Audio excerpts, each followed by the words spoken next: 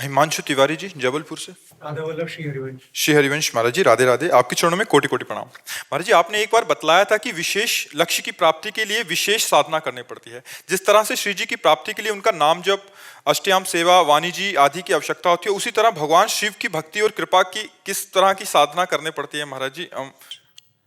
सबसे पहली साधना है, किसी भी भगवान को प्रसन्न करना हो तो अपने को उनके हवाले कर दो। इसे शरणागति कहते हैं। जैसे भगवान शंकर, मन वचन कर्म से हे शिव मैं आपका हूं। सबसे पहली जरूरत है अपने आप। शिव को ये सांसारिक वस्तुएं नहीं चाहिए।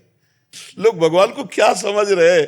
अरे अनंत ब्रह्मांड जिनके एक संकल्प में प्रकट हो गए, उन भगवान के बच्चे तुम हो यार। तुम्हारे पास जो कुछ है सब उनका दिया हुआ है, तो उनको क्या दोगे? तो फिर हम भगवान की सेवा कैसे करें? सब कुछ उनका दिया हुआ। जैसे एक पिता अपने 4 पुत्रों को सेव लाया और एक एक दे दिया। अब उनमें से एक बालक दौड़ के आया और अपने पिता के मुख में पवाने लगा। पिता ही लाया है, बालक को पाने के लिए दिया है, लेकिन उसने पहले नहीं पाया। अपने पिता क्या करेगा? गोद में उठा लेगा और दुलार करके उससे सेव लेगा और अपने हाथ से उसको पवाएगा। यही तो मेरे भगवान करते हैं। जब कोई भक्त भोग लगाता है तो थाल वापस आती है, लेकिन वो बहुत बड़ी सेवा बन गई। तो दियम वस्तु गोविंदम तुभ्यमेव समर्पये। आपकी दी हुई वस्तु आपको समर्पित है। तो सबसे पहले भगवान को प्रसन्न करने के लिए अपना सब कुछ दे, लेकिन धोखेबाजी से नहीं। जैसे आरती में गाया जाता है ना, तन मन धन सब प्रभु आपका। क्या इस पे खरे उतरते हैं हम लोग? बेईमानी है। हम क्या ये मानते हैं सब कुछ भगवान का है? अगर मानते हैं तो चाहे वो रख ले हमारे पास तो जय जय, और सब ले जाएं तो जय जय। हमें बुरा नहीं लगेगा, क्योंकि हमारी वस्तु तुम्हारे पास धरोहर के रूप में रखी, हम ले लेते थे, तुम्हें क्यों बुरा लगेगा? लेकिन नहीं, हमें बुरा लगता है। हम लोग केवल जबान से कहते तन मन धन सब तेरा, हम खरे नहीं उतरते। अगर खरे उतर जाए तो केवल कहने मात्र से भगवान की प्राप्ति हो जाएगी, क्योंकि भगवान आपको दिए यार। भगवान को कुछ लक्ष्मी जी चरण दापती रहती है, लक्ष्मी जी की तरफ नहीं हेरते, वैसे अपने आनंद में मगन रहते। हमारे भगवान की माया में एक पहाड़ है जिसका नाम सुमेर पर्वत है। 4 लाख योजन का है। 4 लाख योजन, 1 योजन माने 4 कोस, 1 कोस माने 3 किलोमीटर। 4 लाख योजन का सोने का पहाड़। उनको तुम किलो 2 किलो का मुकुट चढ़ा दिए तो कोई बहुत बड़ी बात कर दिए। जिनके एक संकल्प से अनंत ब्रह्मांड सृजित हुए, उनके हम हो जाएं, यही सबसे बड़ी आराधना। और भगवान शिव तो यार बहुत मस्त भगवान है। धतूरे का फल, अकौड़े का फूल, एक चुल्लू जल, हर हर महादेव, इतने में राजी हो गए। अरे लेकिन सच्ची साधना का स्वरूप है तन मन प्राण भगवान को समर्पित कर देना। समझ पा रहे आप? गुरुदेव, आपने भगवान शिव के भी दर्शन किए, तो आपने कैसी साधना की थी उनको प्राप्त करने की? क्या उनके दर्शन किए? यही साधना की थी। घाटों में पड़े रहते थे, तन मन प्राण समर्पित करके, एक भी श्वास व्यर्थ नहीं जाने देते थे। आज भी हमारे पास 1 रुपया नहीं, न जीवन में कभी लिया है, न जीवन में रखा है और न जीवन में रखेंगे। कभी ऐसे किसी से नहीं। जो आ जाता भोजन घाट में, कभी भरपेट भोजन नहीं मिलता था। कभी कोई इतना सतुआ, कभी एक बर्फी। अब आज तो भगवान जैसे रख रहे हैं वैसे रह रहे हैं।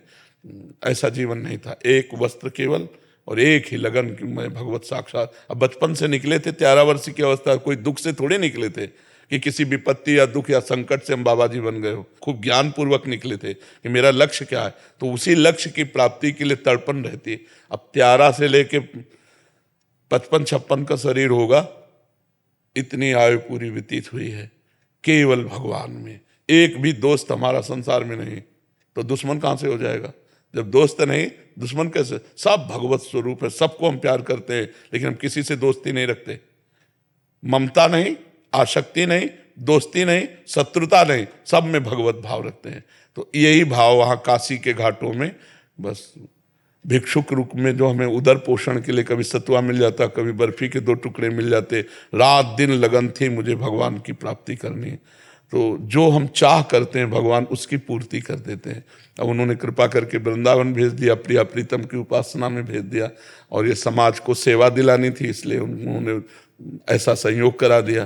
तो उन्हीं का सारा खेल है। भगवान शिव की ही कृपा से हमें जो कुछ प्राप्त है वो उन्हीं की कृपा से प्राप्त है। पर हमारा शिव जी के सिवा कोई था नहीं। कभी किसी आश्रम नहीं गए, कभी किसी मठ मंदिर में नहीं सोए, घाटों में पड़ के सोना और व्याकुल होकर रोना। कैसे प्रभु मिलोगे आप, कैसे मिलो? बस हमें तो कुछ पता नहीं, आप कैसे मिलोगे। तो वो जब कोई दैन्य होकर के भगवान के लिए निर्जन स्थान पर सेवन करते हुए रोता है, तो ये पुकार भगवान को जाती है, भाव बिन सुनी पुकारे मैं कभी सुनता नहीं, और भाव पूरित टेर ही करती मुझे लाचार है। भगवान भाव से बस में हो जाते। ये वस्तु ये सब पदार्थ नहीं, केवल भाव चाहिए उनको। तुम भाव से उनको पुकारो, जरूर दर्शन देंगे। लेकिन कौन दर्शन चाहता है? ये सही में नहीं दर्शन चाहता। दर्शन चाहने की जब बात आती है ना बच्चा, तो जैसे कोई दिल को मसला करे, शायद इसको ही इश्क कहते हो।